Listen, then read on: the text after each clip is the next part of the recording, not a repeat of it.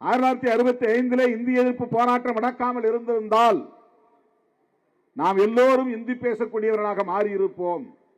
நாம் எல்லோரும் இந்தி தெரிந்து பேசக்கூடியவர்களாக ஆகியிருந்தால் மோடி வித்தை இங்கே எடுபட்டிருக்கும். தமிழ்நாட்டிலும் அவர்கள் எளிதாக காலூன்றி இருப்பார்கள். தமிழ்நாட்டிலே இன்றைக்கும் மோடி வித்தை எடுபடாமல் இருப்பதற்கு காரணம் 1965 நடைபெற்ற இந்திய எதிர்ப்பு போராட்டம் தான். அந்த போராட்டத்திலே உயிர் பிறந்த மொழி போராளிகளின் தியாகம் தான் காரணம். இங்க வந்து 1-2 எழுத்த டெலிபிராம்டர்ல பார்த்து தமிழை படிக்கிறார். அவர் இந்தியில எழுதி கொடுக்கறாங்க, அது டெலிபிராம்டர்ல ஓடுது, அதை பார்த்து அவர் படிக்கிறார். பாரதியார் பாடல், திருக்குறள், இதெல்லாம் நம்மளை ஏய்க்கிறதுக்காக. அவர் வணக்கம் சொல்லிட்டா நாம ஏமாந்து உடனே ஓட்டு போட்டுருவோமா? அவர் திருக்குறளை படிச்சார்னா நம்முடைய மக்கள் ஏமாந்து உடனே அவருக்கு ஓட்டு போட்டுருவாங்களாம்.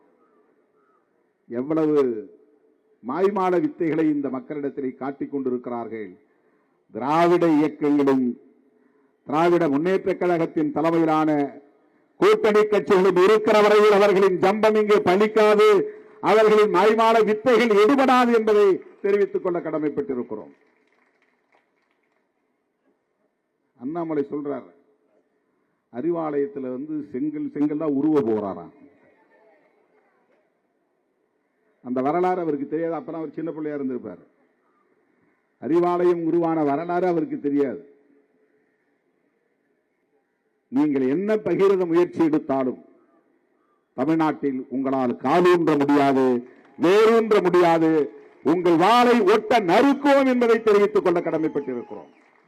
நீங்க எவ்வளவு பேரை ஏவி விட்டாலும், பெரியாருக்கு எதிரான அரசியலை பேசினாலும்